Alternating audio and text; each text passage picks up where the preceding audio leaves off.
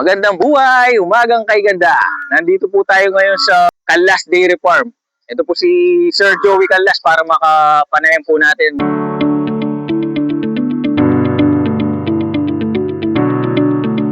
Sir, Hello.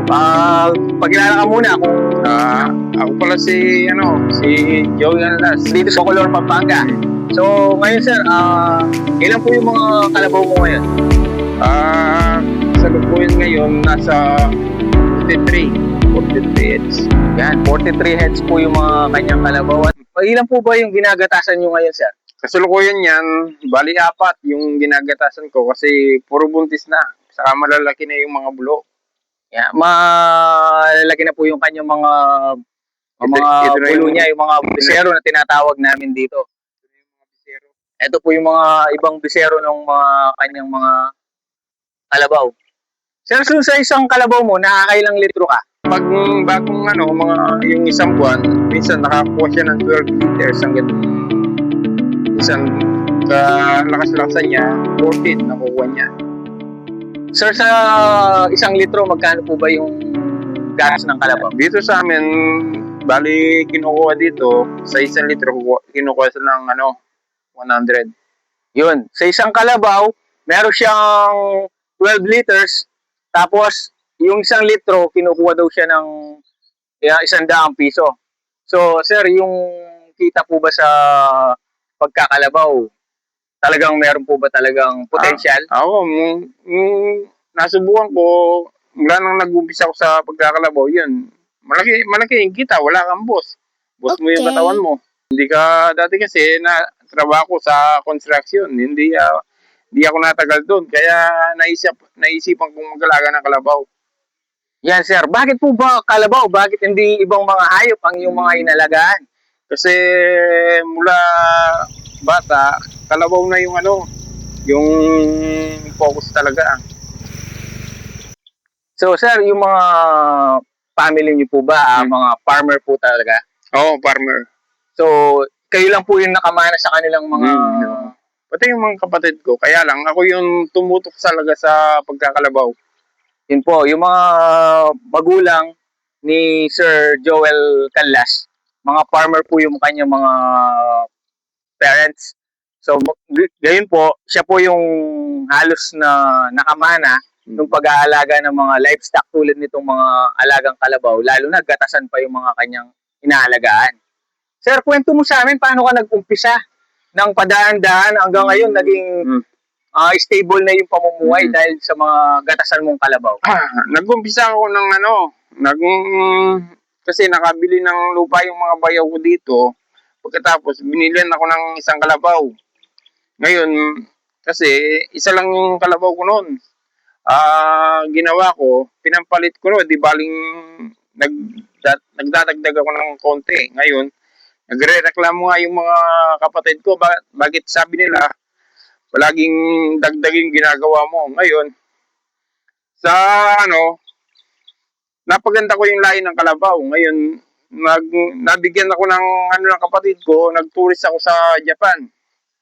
Ngayon, pagka-tourist ko, pagka-uwi, dinagdagan ko pa yung mga kalabaw. Nag-umpisa ako sa 3 kalabaw.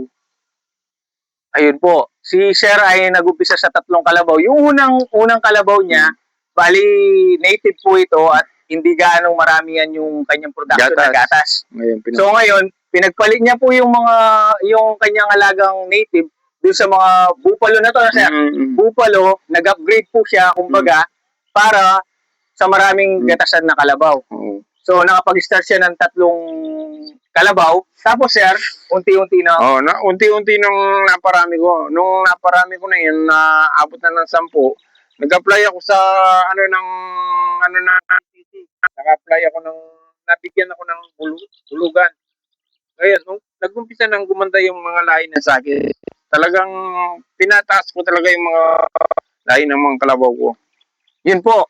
Yung pong sa ating government agency na tinatawag nilang PCC or Philippine Carabao Center, yun ay binigyan po siya ng isang bulo or lalaking kalabaw upang maiangat yung kanyang kalidad ng kanyang mga alagang kalabaw. So, yun po ba sir ay nire-request lang sa PCC o yung PCC mismo bibigyan ka na?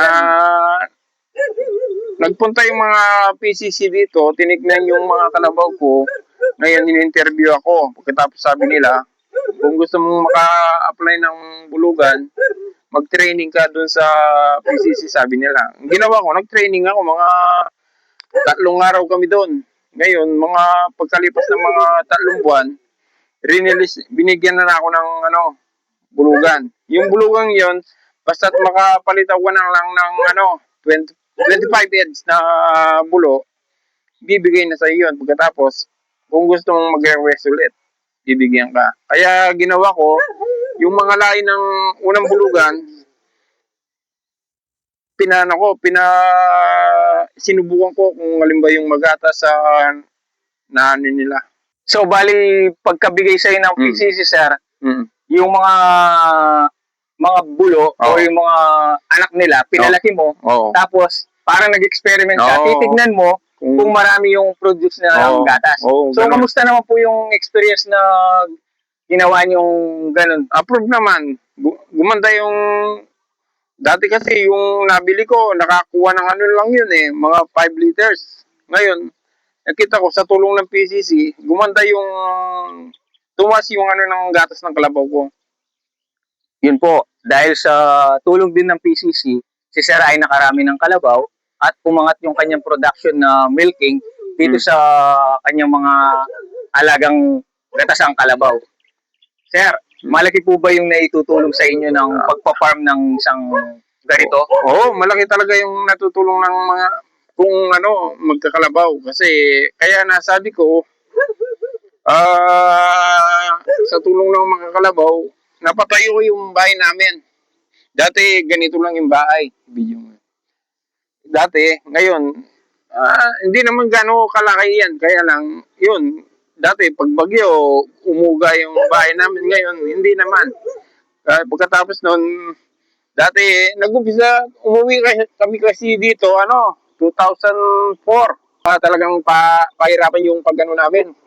Talagang totaling wala pa to, sir, kasi natabunan to ng lahar. Lahat talaga yan. Opo. Tapos, serviceman, wala kami noon. Pero sa tulong ng mga kalabaw, yun. Nakapundar ako ng owner. Pagkatapos, yun, malayo kasi yung sa amin. Yun, nakapundar din ako sa isang sasakyan, yung Montero. Para magsimula. At dati yung kanilang tinitirahan, ito yung isang kubo lamang. Ngayon meron na siyang isang malaking bahay. Dati wala siyang service, kung hindi yung mga kalabaw lamang. Ngayon meron na siyang sinasabi niyang Montero. Meron pa siyang, may kotse ka pa na, sir? May kotse pa, tsaka yung owner. Tsaka katulad nun, kundi lang yung mga kalabaw, katulad nagkasakit yung misis ko, nag-chemo. Bali, malaki din yung gastos. Ako na-opera. Puro kalabaw lang yung nag-ano sa amin. Katapos magbenta ako, ganyan. Yung mga lalaki, binibenta namin. Yun po. Sa tulong naman ng mga kalabaw, yan. Naparami ko na naman. Dati, ilan na yung nabenta ko? Nagbenta ako ng 20 piraso. Nag-cancer patient yung misis ko. Pagkatapos yun. Tulong ng mga kalabaw talaga. Yun po, dahil sa tulong na malaking sikap din ni Sir at tiyaga ni Sir sa mga pag-aalaga ng kalabaw, ito yung naparami niya. Pati sa medical condition na sinusuporta sa kanila, yung mga kalabaw, sila yung mga tumutulong sa kanya dahil yung mga kalabaw, tinutulungan din ni Sir at yung kalabaw tinutulungan din si Sir. So, yun po yung niya, yung misis pala ni Sir, ito, nakwento niya, cancer survivor po pala. Kaya sa tulong ng kanyang mga alagang kalabaw, ito'y kanilang napaayos. At ngayon, Sir, kumusta na po si Madam? Okay naman. Naka-route din, naka-survive siya. Sa tulong ng kalabaw. Yun po. Kasi wala naman kami pinagkukunat, kundi lang yung mga gatas ng mga kalabaw yun. Yun po, sa mga gatas ng kalabaw ni Sir, doon lang sila, yun lang ang kanilang kinabubuhay. Basta naman yung mga behavior or yung ng mga kalabaw natin, yung pakain natin sa kanila. Katulad niyan na nagtanim ako ng na-fear. Ngayon, yung iba naka-soga lang. Sir, yung ito bang lupang ito sa inyo na? Hindi, sa yan, sa mga bayaw ko ngayon. Yung sa akin dito, mga 1,000 square meter lang. Yung sa bayaw ko, mga 2 hectares yan. Inayaan nila ako ng mga kalabaw dito. Yun, meron pa siyang naipundar na lupa si sir na 1,000 hectares. Ay, 1,000 square meter. 1,000 square Oh. meter para sa kanyang mga alagang Mm. kalabaw. Sir, yung napier na pinapakain mo, sinasailids mo po ba? Ay, hindi na. Direct na yun. Direct na. Basta ginagawa namin, sinachop lang namin. Pagkatapos, lagay lang dito. Sila nang pupulot sa ano. Pagkatapos, Inaagis mo lang sa tapos kakainin nila yung mga Oo. Pagkatapos ng taginit, yun. Bumili ako ng service na pangakot ng double propose, pangakot ng kalabaw, pangakot ng pagkain ng kalabaw. Kasi pag taginit na, naghahanap kami ng dayami para may halo yung kinakain nila. Sir, kumusta naman po yung tuwing kailan po tayo sigurado merong vitamins yan o pampurga? Kada bali katulad yan nung isang araw, bali kada lingguan, pinaano ko yan, dinidiwan ko. Yun. Para makita mo naman yung katawan nila, masigla. Tuwing 5 buwan po, si sir ay nagde-deworming at saka nagbibigay ng vitamins para sa mga alaga niyang kalabaw. Katulad ngayon, sir, walang gaanong ulan. Sinasabi nila, mag-El Nino. So, anong preparation mo ginagawa para sa mga gatasan mong kalabaw na hindi sila ma-dehydrate? Kada tulad yan, sabi ko sa tagalaga ko, kung kaya yung mga drum nila, tsaka yung palagi mong pinalilibuan. Yun po. Lagi pong may nakaantabay na patubig or inumin para sa mga alaga niyang kalabaw. Yung iniinom nila, linalagyan ko ng asin para nakakatulong din kasi yung asin eh. Yun po. Yung para hindi ma-dehydrate gaano, yung mga alaga niyang kalabaw ni sir ay nasanay sa pag-inom ng merong nilalagay na asin. Upang yung kalabaw maghanap ng maiinom at higit sa lahat, yung performance niya ay lalong masigla yung alaga nating kalabaw.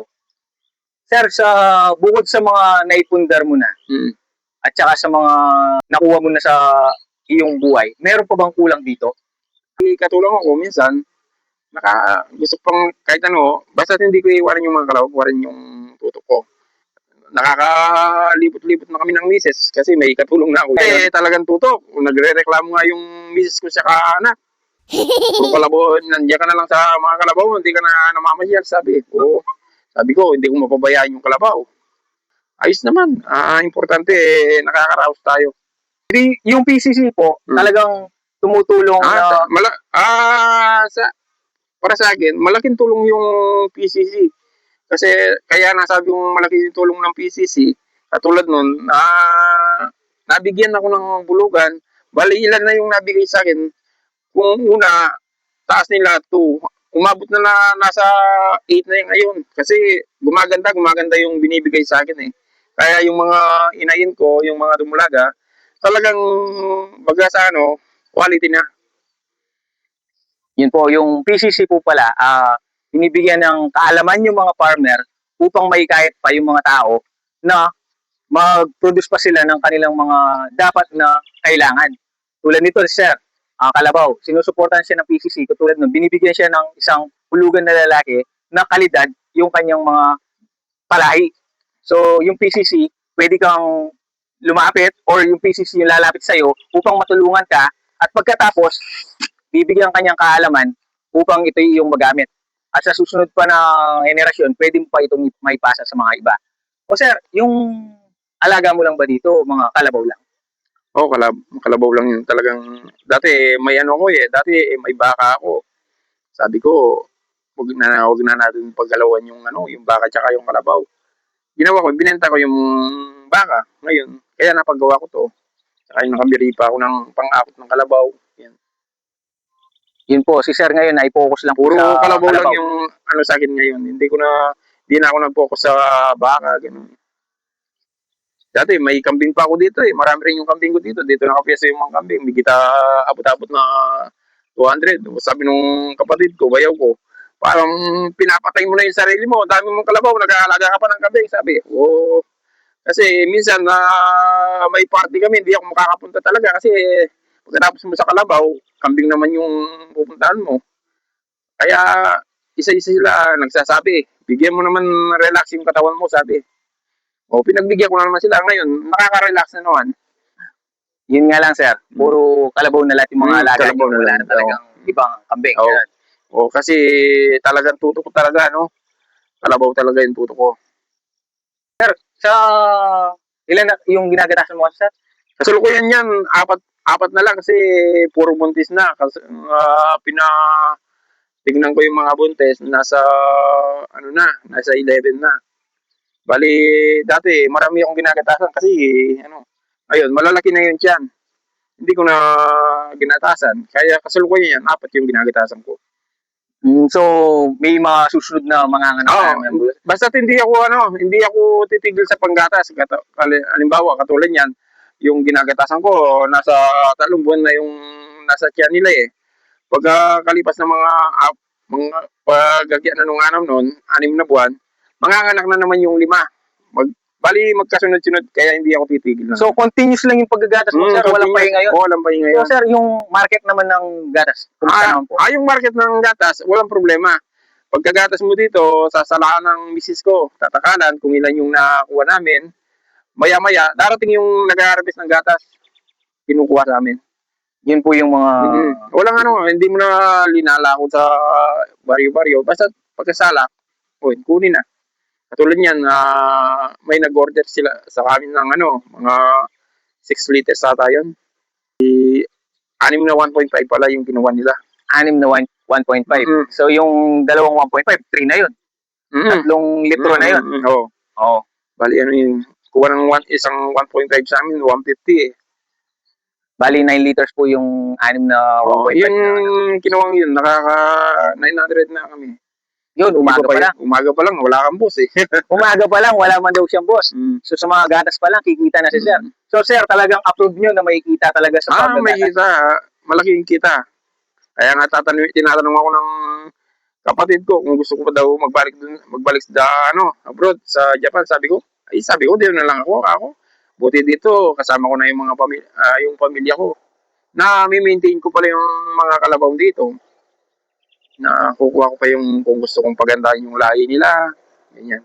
Yun po, si sir po pala ay dating ex-abroad na sir. Ex-abroad dun sa Japan. So, mas napili niyang dito na lang sa ating sariling bansa at dito na rin din siya mamuhay. Kasama pa niya yung kanyang mga pamilya at yung mga alaga niyang gatasang kalabaw. So, tapos umaga pa lang, may kita na si sir. Paano pa kung magbebenta pa siya ng mga kanyang mga alaga? Sigurado, tuloy-tuloy yung kita ni sir at tuloy-tuloy din po yung inyong mga gatasan na kalabaw. Hindi titigil talaga yan. Diretso yan. Yun po, yung ni sir, dito lang po sa ating bansa nag-permit talaga ako dito. Na nirahan na at hindi na siya umalis pa sa atin para makapokus siya sa kanyang mga gatasang kalabaw. At higit sa lahat, makasama niya yung kanyang pamilya at yung mga kaanak ni sir. At natutulungan niya pa yung mga ibang tao na gustong mag-alaga ng mga kalabaw. At si sir ay willing naman magturo si sir sa mga ibang gusto pang maubsan. Kaya nga yung pamangkin ko, sabi ko, kaysa magano ka ng nagmamaneho siya namamasatas ng pampasatas. So sabi ko sa kanya, ibenta mo na lang yun, magkalabaw ko na lang, guts na lang tayo, kaya ako, wala ka pang boss. Katulad nun, yung pinsan ko, nasa Taiwan yun. May kalabaw siya dito, problema niya, yung nag-aalaga niya, iniisip niya, ayun, palaging namamatay siya. Sabi ko sa kanya, uwi ka na lang. So, maggatas na lang tayo, sa gatas, wala ka pang problema, wala kang boss. Para ma-maintain mo pa yung yung kalabaw mo, sabi ko sa kanya. Yung anak mo ngayon, sir? Isa lang. Isa yung anak niya, tapos graduate na siya. So, kayong dalawa na lang. Sabi nga ng misis ko, mag-enjoy na tayo sa natin. Natapos na rin yung anak natin, sabi niya. Sir, magbigay na lang po kayo ng encouragement para sa mga henerasyon, yung mga kabataan natin na gustong magsimula. Kahit hindi mga kabataan or yung mga teenager or may mga pamilya na gusto magsimula. Masasabi ko lang sa mga kababayan natin, hindi naman ako nagyayabang. Subukan yung magkalabaw. Mag-umpisa muna kayo sa 2, 3, ganyan. Kasi kaya masabi kong mag-umpisa muna kayo sa 2, 3, katulad yan, talagang matataas na yung mga presyo ng kalabaw ngayon. Kaya mag-umpisa muna kayo, isa lang. Pagkatapos, pag nanganak, iyan mo ulit. Magkano ba yung presyo ng isang kalabaw ngayon, sir? Yung gatasang kalabaw? Yung sa akin, katulad nun, may bumili sa akin, yung isa, hindi pa lumabas yung anak niya, sa tiyan pa lang. kinuha sa akin, ano? Ano sir? 200. Nagre-range ng magkano? Ngayon, kinuha sa akin yun, 200. 200. Buntis pa lang yun. Oo. Pagkatapos yung isang araw, may bumalik na naman dito, kinuha 195. Kaya matataas na talaga yung ano ng kalabaw ngayon, basta gatasan. Yun po. Kaya yung mga gusto magsimula pa lamang, narinig niyo naman si sir, yung isang gatasang kalabaw, nagre-range siya ng 90 to 200,000 yung isang kalabaw na gatasan. So sir, ano na yun? Ready for milking na yun? Oo, ready. Oh. Pwedeng i-try yun kung gusto nila subukan. Sir, yung ano, yung kalabaw ba, ilang taon bago pwede mabuntisan? Yung sa akin, kasalukuyan ngayon, yung pinabuntis ko, nasa, magtatalong taon. 3 taon para sa Kasi kung halimbawa, iyan mo sa bata pa yung kalabaw, minsan kasi may nabubuntis na 2 taon, parang sa tingin ko lang, no, nakikita ko yung mga kalabaw, parang nalolos yan. Nakapayat sir, hindi pa sila ready, kumbaga na. Hindi pa dapat magbuntis. Ngayon, Nakabuntis na. nabuntis na. Sa mga gustong masubukan, yung mga gatasang kalabaw, Mm. or dairy farming, Mm. dito sa ating lugar, pwede kayong magsimula ng ganong halaga. Sa isa, hanggang dumami yung mga alaga ninyong kalabaw. Kaya, bakit umpisan mo pa bukas, ba't di pa ngayon kung meron ka na? Dahil sandali lang naman yung mga salapi o yung tinatawag nilang pera. Kesa kung may kung budget ka, kesa ibangko mo sa bangko yung pera mo. Pumili ka na lang kalabaw, mas maganda pa yung tubo ng Yun. Basta yung bangko kasi pinagtatrabaho niya rin yung pera mo, ba't di ikaw na lang yung magtrabaho sa pera mo upang lumaki ito? Na sir, ganun po ba tama? Yun sir. Kaya hanggang sa muli, ito po si Omeng at si Sir Joel Callas dito sa kanyang Callas Dairy Farm.